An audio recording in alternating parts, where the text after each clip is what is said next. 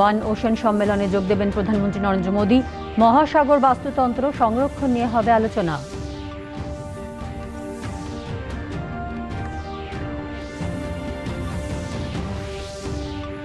সড়ক দুর্ঘটনা রোধে কোনো সহনশীলতা নয় বললেন কেন্দ্রীয় সড়ক পরিবহন মন্ত্রী নীতিন গডকরি। 2025 সালের মধ্যে 50% দুর্ঘটনা রোধের উদ্যোগ কেন্দ্রের।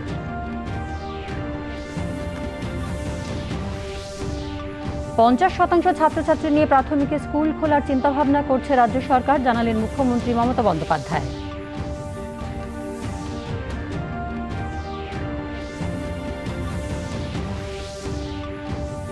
ফেব্রুয়ারি থেকে শুরু হচ্ছে কলকাতা বইমেলা, চলবে 13ই মার্চ পর্যন্ত। এবারের থিম কান্ট্রি বাংলাদেশ।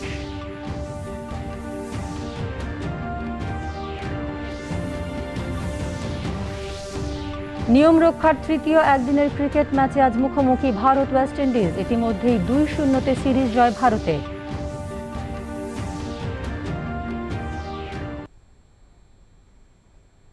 নমস্কার, আসছি বিস্তারিত খবরে।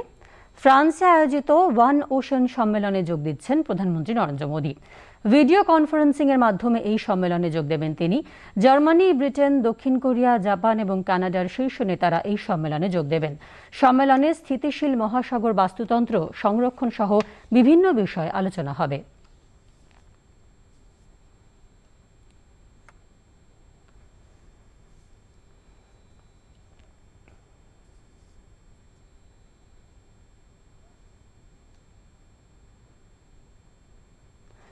চতুর্থ কোয়াড শীর্ষ সম্মেলনে যোগ দেন বিদেশমন্ত্রী ডক্টর এস জয়শঙ্কর। এর পাশাপাশি অস্ট্রেলিয়া, জাপান ও আমেরিকার বিদেশমন্ত্রীদের সঙ্গে বৈঠক করবেন তিনি। ইউক্রেন সমস্যা, ন্যাটোর সঙ্গে সংঘাতের সম্ভাবনার মধ্যেই রাশিয়াকে চীনের সমর্থন, তাইওয়ান ও উত্তর কোরিয়া পরিস্থিতি নিয়েও আলোচনা হয়। সমুদ্র নিরাপত্তা, যৌথ পরিকাঠামো তৈরি ও জলবায়ু পরিবর্তন নিয়েও পর্যালোচনা হয়।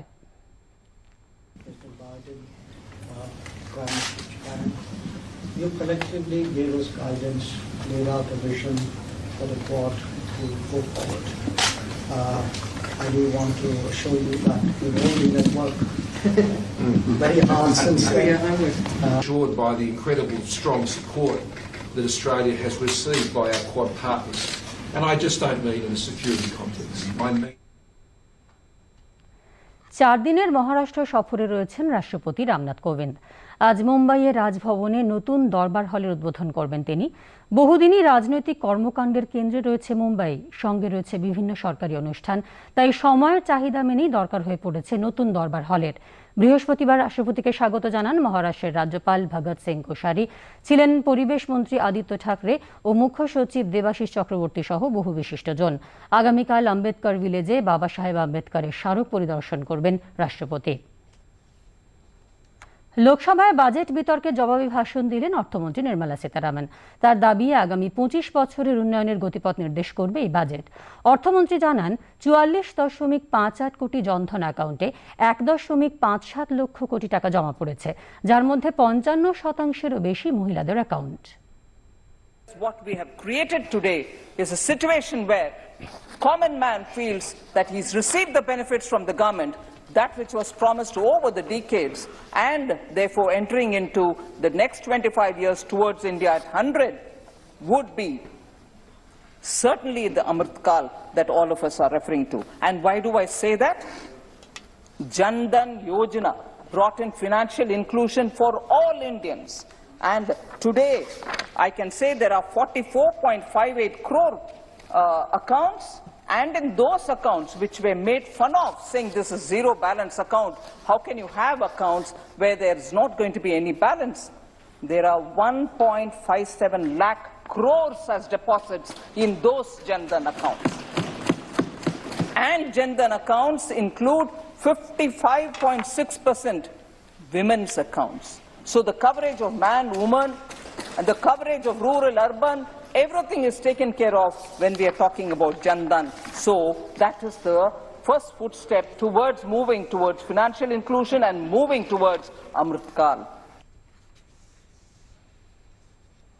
করোনা অতিমারির সময় 20 কোটি মহিলার ব্যাংক অ্যাকাউন্টে সরাসরি টাকা পাঠিয়েছে কেন্দ্রীয় সরকার। দেশের কৃষকদের মাসিক 2000 টাকা করে দেওয়া হচ্ছে। তিনি আরও বলেন, প্রধানমন্ত্রী আবাস যোজনায় 3 কোটিরও বেশি মানুষকে ঘর দেওয়ার অর্থ মঞ্জুর হয়েছে। দেশ জুড়ে গ্রামে গ্রামে বিদ্যুৎ ও পরিশুদ্ধ পানীয় জল সরবরাহ করা হচ্ছে বলে জানান অর্থমন্ত্রী। 20 crore women were given during the pandemic 500 rupees directly by the click of a button in DBT format, and the monies went into their accounts, and therefore this again is true inclusion and inclusive development. 2000 rupees again was also given to farmers, and that gets given every now and then, so annually 6000 rupees for sure goes into their accounts. Pradhan Mantri Awas Yojana, sir, 3 crores of houses have been sanctioned, of which more than 2 crore houses have already been completed in this country. And therefore, Amrit Kal, it will be from now for all these people leading towards India at 100. Every village in India has been electrified. Fantastic lit villages in every village, every house has got electricity. Jyoti reaching homes. Piped water connection through Nal Se Jal scheme has also been reaching people. MSMEs have received 13.5 lakh MSME accounts were saved due to the ECLGS. 1.5 crore workers have been saved from potential unemployment, and 1.7 billion people have been given free vaccination. 4টি আধুনিক multi model logistic park সারা দেশে তৈরি করা হচ্ছে। এর ফলে উপকৃত হবে ভারতের রপ্তানি ব্যবসা। Building of modern India, a 21st century India. First of all is the PLI scheme, where 20,000 crores have been announced, and this is going to be for the thermal power plants, which can be now looking forward to reduction in carbon dioxide. I'm only naming a few, sir. You have 100 PM Gati Shakti cargo terminals, which will all be developed within the country, and this is going to help in movements of goods and services, and also increasing the exports from this country. 4 major multimodal logistic parks are also being established in this country, which again is going to be better for exporters and bring in greater logistic convenience. Kelo India, Fitness India for the young are all giving high priority for the youth of this country. There are going to be 1.5 lakh post offices in the country, which will also be more than just post offices, which will have all kinds of banking service facilities. Those who have Sukanya Samruddhi account and PPF account in the post office will also be benefiting from these services. Despite significant supply side disruptions, India's CPI inflation, I'm picking that up for a minute, was 6.2% in 2020-21 as compared to 9.1% in 2008-9. Look at the intensity and the scope and the depths to which Indian economy had to contract. We lost 9.57 lakh crores worth in this global financial crisis, whereas the loss earlier, which is the global financial crisis, was 2.12 lakhs crore. রাজ্যসভার প্রশ্নোত্তর পর্বে অংশ নেন তৃণমূল কংগ্রেস সাংসদ মৌসম নূর। মৌসম নূর বলেন, বাংলার কালিয়াচক, মানিকচক, রতুয়া, মহানন্দাতলার মতো এলাকা প্রতি বছর বন্যার সময় ক্ষতিগ্রস্ত হয়। এলাকার বন্যা পরিস্থিতি ও ভূমিক্ষয় রোধে ফারাক্কা বাঁধ পুরোপুরি ব্যর্থ। স্থানীয় বাসিন্দাদের জীবন ও তাদের জমি জমা সম্পত্তি রক্ষার স্বার্থে বিষয়টি দ্রুত সমাধানের আবেদন জানান মৌসম নূর। Especially affected are the blocks of Kaliachok 3, Manikchok, Rotwa, Mahanandatola, Bilaimari, where the Ganga flows. So every single year, thousands of lands, mango orchards, farming fields, and houses, especially of poor people, are engulfed by the river. And these areas come under the direct purview of Farakka Barrage, which is under the Ministry of Water Resources, Government of India.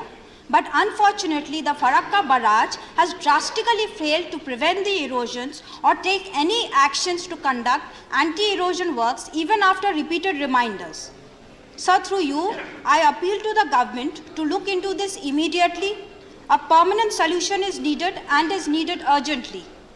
If this issue is not looked into, many lives, lands and properties will be lost forever. Thank you. Thank you, Mr.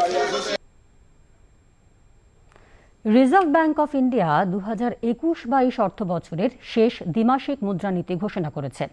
Reserve bank of ইন্ডিয়ার governor Shaktikanta Das বলেন, repo rate 4% এবং reverse repo rate 3.35%ই থাকবে।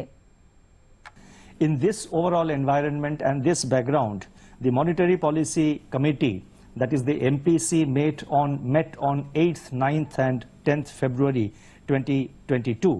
And based on an assessment of the current macroeconomic situation and outlook, it voted unanimously to keep the policy repo rate unchanged at 4%. The MPC also decided by a majority of 5-1 to continue with the accommodative stance as long as necessary to revive and sustain growth on a durable basis and continue to mitigate the impact of COVID-19 on the economy, while ensuring that inflation remains within the target going forward. The marginal standing facility, that is MSF rate and bank rate, remain unchanged at 4.25%. The reverse repo rate also remains unchanged at 3.35%. তিনি বলেন, 2022-23 অর্থ বছরের জন্য GDP বৃদ্ধির হার 3.5% থাকার পূর্বাভাস দেওয়া হয়েছে। ওমিক্রন এবং মুদ্রাস্ফীতিজনিত পরিস্থিতি পর্যালোচনা করেই 3 দিনের আলোচনা শেষে ভারতীয় রিজার্ভ ব্যাংক এই সিদ্ধান্ত নিয়েছে বলে জানান governor. In India, real GDP growth at 9.2% for 21-22 takes it modestly above the level of GDP in 2019-20. Private consumption, the mainstay of domestic demand, continues to trail its pre-pandemic level.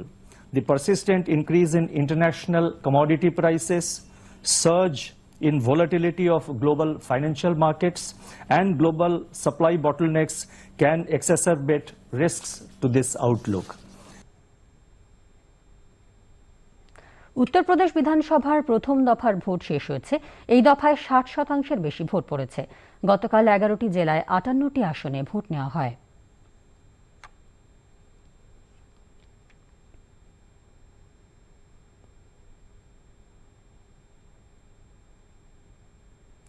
উত্তরপ্রদেশে ভোটের প্রচার জমে উঠেছে। প্রধানমন্ত্রী নরেন্দ্র মোদী আজ উত্তরপ্রদেশে উত্তরাখণ্ডে নির্বাচনী প্রচারে যোগ দেবেন। আলমোড়ায় ভিডিও কনফারেন্সিং এর মাধ্যমে বিজয় সংকল্প সভায় ভাষণ দেবেন। এছাড়া উত্তরপ্রদেশেও নির্বাচনী জনসভায় ভার্চুয়ালি অংশ নেবেন প্রধানমন্ত্রী। কেন্দ্রীয় স্বরাষ্ট্রমন্ত্রী বিজেপি নেতা অমিত শাহ উত্তরপ্রদেশে ভোটের প্রচারে যোগ দেবেন। বিজেপি সর্বভারতীয় সভাপতি জেপি নাড্ডা আজ গোয়ায় নির্বাচনী প্রচারে অংশ নিচ্ছেন। কংগ্রেসের রাহুল গান্ধী হরিদ্বারে নির্বাচনী জনসভা করেন। বহুজন সমাজ পার্টির নেত্রী মায়াবতীও হরিদ্বারে ভোটের প্রচারে অংশ নেন। আপ আজ পাঞ্জাবে ভোটের প্রচারে অংশ নেবে। মণিপুরে বিধানসভা ভোটের দিন বদল হলো।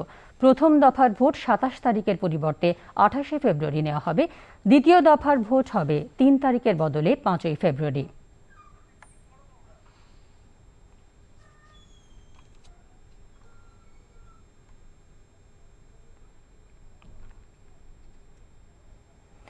গুজরাতের ভুজে উপকূলের অদূরে পাকিস্তান থেকে আসা 11টি জেলে নৌকা বাজেয়াপ্ত করল উপকূলরক্ষী বাহিনী।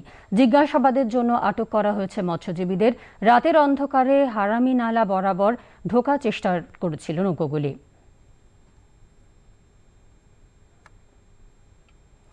পথ দুর্ঘটনা রোধে কেন্দ্র কঠোর পদক্ষেপ নিচ্ছে। কেন্দ্রীয় সড়ক পরিবহন মন্ত্রী নীতিন গডকরি বলেছেন, দুর্ঘটনা রোধে কোনো সহনশীলতা দেখানো হবে না। 2025 সালের মধ্যে 50% দুর্ঘটনা রোধে সব রকম উদ্যোগ নিচ্ছে কেন্দ্র।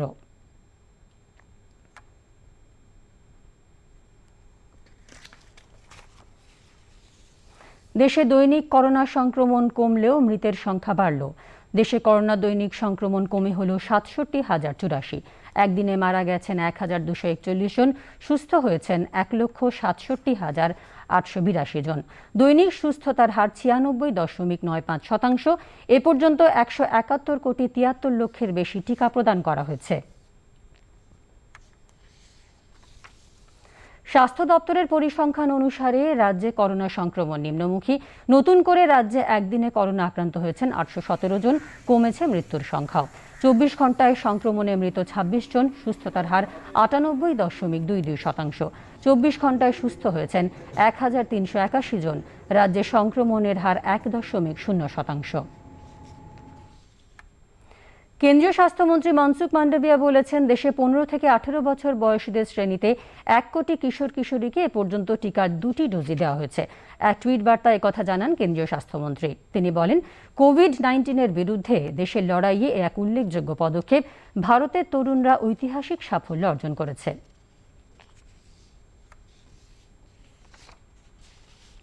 এখন একটু বিরতি, পরে রয়েছে আরো খবর।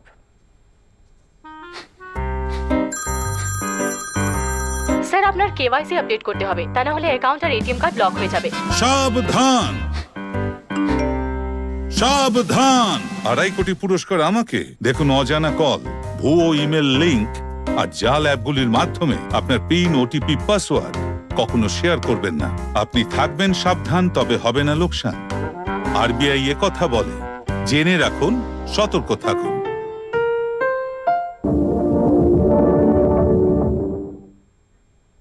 50% ছাত্রছাত্রী নিয়ে প্রাথমিকে স্কুল খোলার চিন্তাভাবনা করছে রাজ্য সরকার। নেতাজি ইন্ডোরে গতকাল এক অনুষ্ঠানে কথা জানান মুখ্যমন্ত্রী মমতা বন্দ্যোপাধ্যায়। ওমিক্রনের নতুন ভ্যারিয়েন্টের দিকে নজর রেখে এই সিদ্ধান্ত কার্যকরী করা হবে বলে তিনি জানান। উল্লেখ্য, 8ম থেকে দ্বাদশ শ্রেণীর ছাত্রছাত্রীরা ইতিমধ্যে স্কুলে যাচ্ছে। 5ম থেকে 7ম শ্রেণী পর্যন্ত পাড়ায় পাড়ায় শিক্ষালয় চালু হয়েছে। 5ম থেকে 7ম শ্রেণী পাড়ায় পাড়ায় শিক্ষালয় তৈরি করে হচ্ছে পাড়ায় পাড়ায়। আর একেবারে ছোটদেরটা আর কয়েকটা দিন ওয়েট করে, যদি কোভিডটা একদমই প্রবলেমেটিক না হয়, কারণ আবার একটা নতুন কি জিন আসবে বলছে, সেটার দিকে লক্ষ্য রাখতে হবে। সেটা যদি না হয়, তাহলে অন্তত ছোট ক্লাস যেগুলো 50% করে আমরা করতে পারি কিনা, সেটা স্কুল কর্তৃপক্ষের সাথে কথা বলে দেখতে হবে। কারণ তাহলে কি হবে, আর্ধেক করে ভাগাভাগি করে নিলে সোমবার যারা এলো তারা মঙ্গলবার এলো না, আবার মঙ্গলবার যারা এলো তারা বুধবার এলো না, তাহলে অ্যাটলিস্ট প্রাথমিক শ্রেণীটাও চলতে পারবে। 2000 উদ্বাস্তু পরিবারকে জমির পাট্টা প্রদান করলেন মুখ্যমন্ত্রী মমতা বন্দ্যোপাধ্যায়।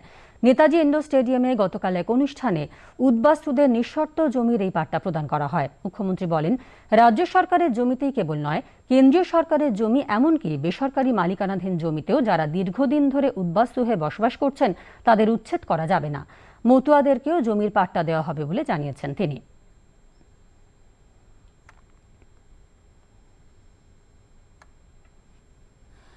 আমরা প্রায় 261 উদ্বাস্তু কলোনিকে স্বীকৃতি দিয়েছি। পশ্চিমবাংলায় আমরা একটা সিদ্ধান্তই নিয়েছি, রাজ্য সরকারের যত কলোনি আছে প্রত্যেকটা আইনত আমরা স্বীকৃতি করে দিয়েছি। পাট্টাটা সময় সময় পেয়ে যাবে, আইনত স্বীকৃত হয়ে গেছে। তাদের কোনোদিন তাদের আর ওখান থেকে উচ্ছেদ করা যাবে না। 2 হচ্ছে, যারা কেন্দ্রীয় সরকারের ল্যান্ডে, রেলে বা কোলে কখনো কখনো গিয়ে ওরা উচ্ছেদ করে দেয়, আমরা বলে দিয়েছি সেটাও করা যাবে না, সেটার জন্য একটা আইন করা হয়েছে। তৃতীয়ত, কিছু প্রাইভেট ল্যান্ড আছে, অনেক দিন ধরে উদ্বাস্তুরা যেখানে বসে আছেন, তাদের উচ্ছেদ করা যাবে না, তাদের ল্যান্ডগুলোও গভর্নমেন্ট উদ্বাস্তুদের দেবেন, তার জন্য আইন করা হয়েছে। পশ্চিমবঙ্গ গণতন্ত্রের গ্যাস চেম্বার হয়ে উঠেছে বলে অভিযোগ করলেন রাজ্যের বিরোধী দলনেতা শুভেন্দু অধিকারী। আসন্ন পৌরসভা নির্বাচনে কেন্দ্রীয় বাহিনী মোতায়েন করার দাবি নিয়ে বিজেপির এক প্রতিনিধি দল গতকাল রাজ্য নির্বাচন কমিশনে স্মারকলিপি দিতে আসে। তারপরে সাংবাদিক সম্মেলনে এই কথা বলেন শুভেন্দু অধিকারী।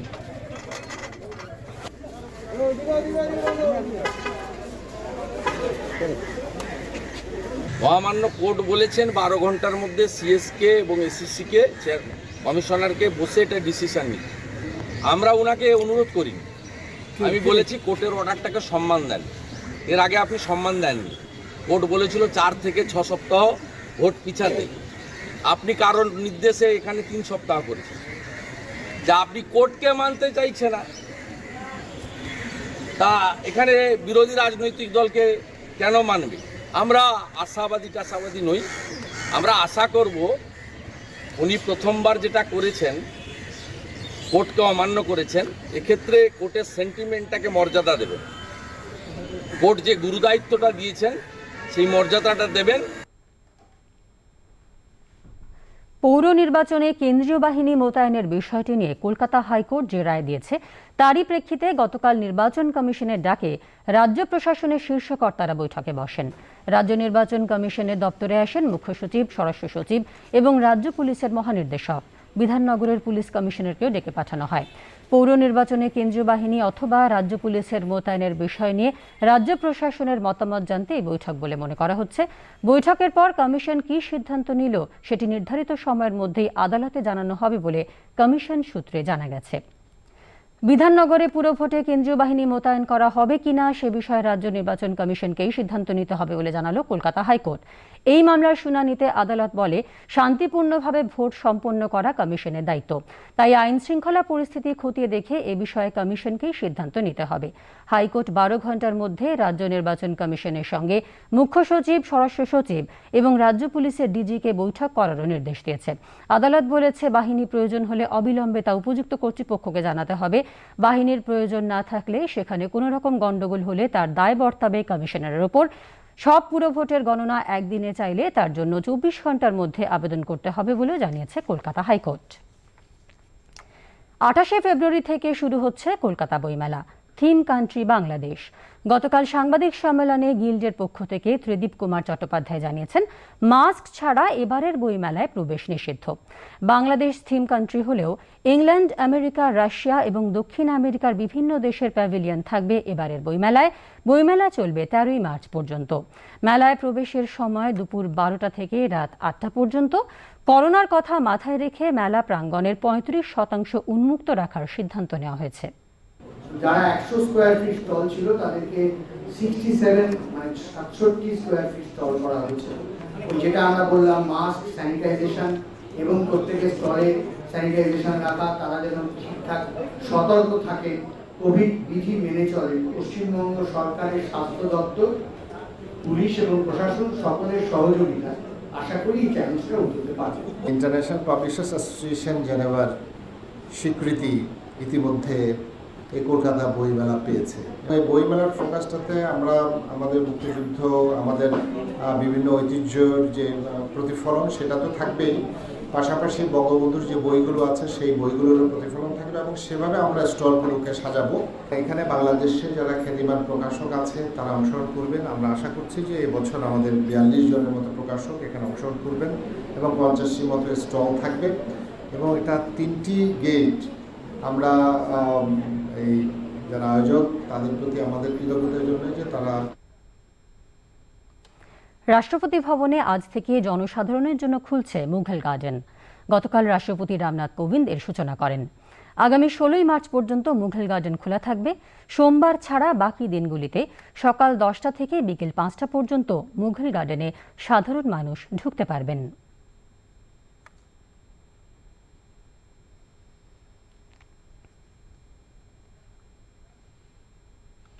ভারত সরকারের জাতীয় গ্রামীণ আজীবিকা মিশনের উদ্যোগে রোজগারে নতুন দিশা পাচ্ছেন পুরুলিয়ার মহিলারা।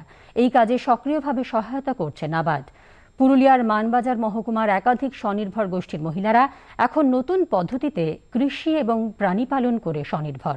একটি প্রতিবেদন। বিভিন্ন সরকারি প্রকল্পের সহায়তায় জীবিকার নতুন দিশা পাচ্ছেন পুরুলিয়া জেলার পুঞ্চা এলাকার মানুষ। এখানে আধুনিক পদ্ধতিতে কৃষি এবং প্রাণী পালনের মাধ্যমে স্বনিযুক্তির পথে এগিয়ে চলেছেন স্বনির্ভর গোষ্ঠীর মহিলারা। ন্যাশনাল রুরাল লাইভলিহুড মিশনের উদ্যোগে প্রত্যন্ত এলাকার মহিলাদের স্বনির্ভর করার জন্য বিশেষ প্রশিক্ষণেরও ব্যবস্থা করা হচ্ছে। শুরু হয়েছে পুকুর খনন, প্রাণী পালন এবং উন্নত কৃষির পরিকাঠামো নির্মাণ। আর্থিক সহায়তায় এগিয়ে এসেছে national bank for agriculture and rural development বা নাবার্ড।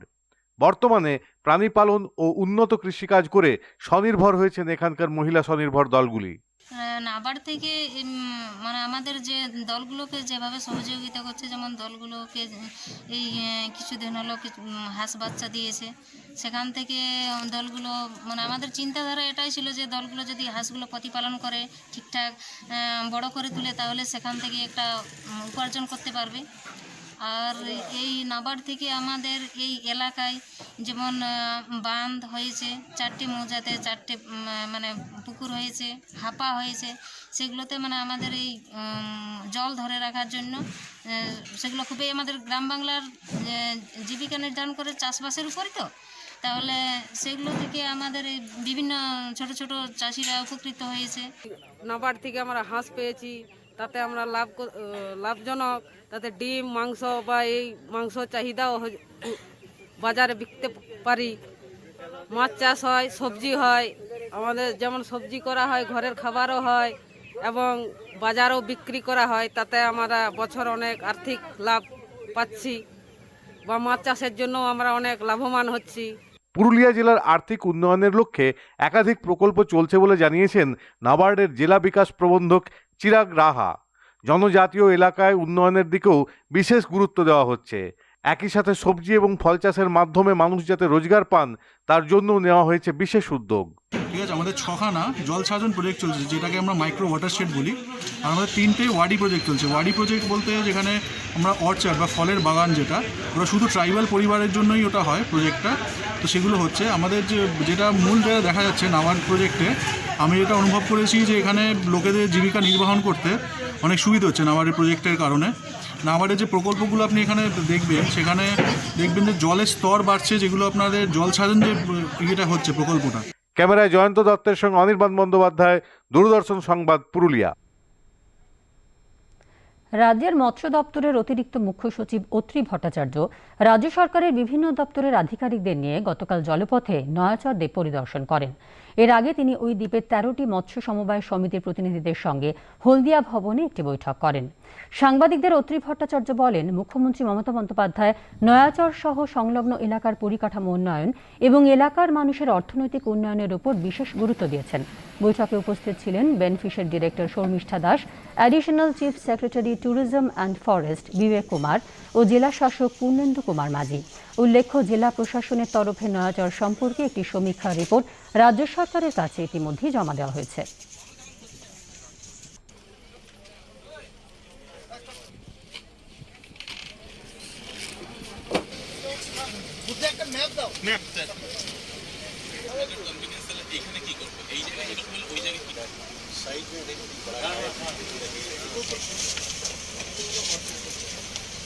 জানেন যে মাননীয় মুখ্যমন্ত্রীর উদ্যোগ যে এই এলাকাটায় এই নয়াচরে বিশেষ করে কিছু উন্নয়নমূলক কাজ হোক, এবং সেটা শুধু যে মানে ইনফ্রাস্ট্রাকচার ডেভেলপমেন্ট তা না, মানে জীবিকা, ইকোনমিক অ্যাক্টিভিটি ইত্যাদি এগুলোর জন্য উনি উদ্যোগ নিয়েছেন। এবং আগেও প্রশাসনিক দল এখানে এসছে, নিরীক্ষণ করেছে,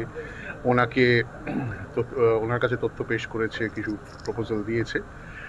এখন ওনার নির্দেশে যেটা হয়েছে যে আবার একটা যৌথ নানান ইন্টার ডিপার্টমেন্টাল গ্রুপ এসছে আমাদের, মূলত যে কাজগুলো আইনের মধ্যে এবং আপনার এখানকার লোকাল লোকেদের উন্নয়ন মানে কল্যাণের জন্য যতটা করা যায় আমরা অবশ্যই করবো, সব দপ্তরই সাহায্য।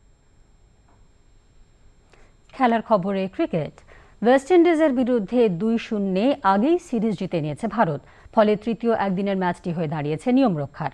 হায়দ্রাবাদে আজ মুখোমুখি হচ্ছে দুই দলেই বেশ কিছু রদবদলের সম্ভাবনা রয়েছে। কেএল রাহুলকে জায়গা দিতে দ্বিতীয় ম্যাচে বসানো হয়েছিল ঈশান কিষানকে। তার দলে ফেরার সম্ভাবনা রয়েছে। রাখা হয়েছিল ঋষভ পন্থকেও, তবে ওপেনিংয়ে তেমন সফল হতে পারেননি তিনি, তাই ফেরানো হতে পারে শিখর ধাওয়ানকে। শেষ করার আগে শীর্ষ সংবাদ আরও একবার।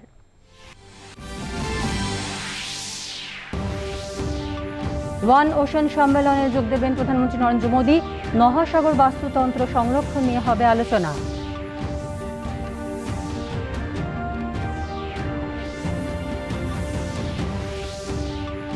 সড়ক দুর্ঘটনা রোধে কোনো সহনশীলতা নয় বললেন কেন্দ্রীয় সড়ক পরিবহন মন্ত্রী নীতিন গডকরি। 2025 সালের মধ্যে 50% দুর্ঘটনা রোধের উদ্যোগ কেন্দ্রের।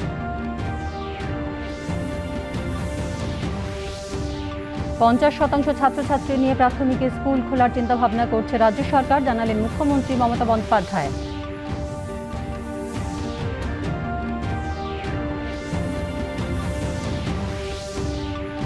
28শে ফেব্রুয়ারি থেকে শুরু হচ্ছে কলকাতা বইমেলা, চলবে 13ই মার্চ পর্যন্ত। এবারের থিম কান্ট্রি বাংলাদেশ।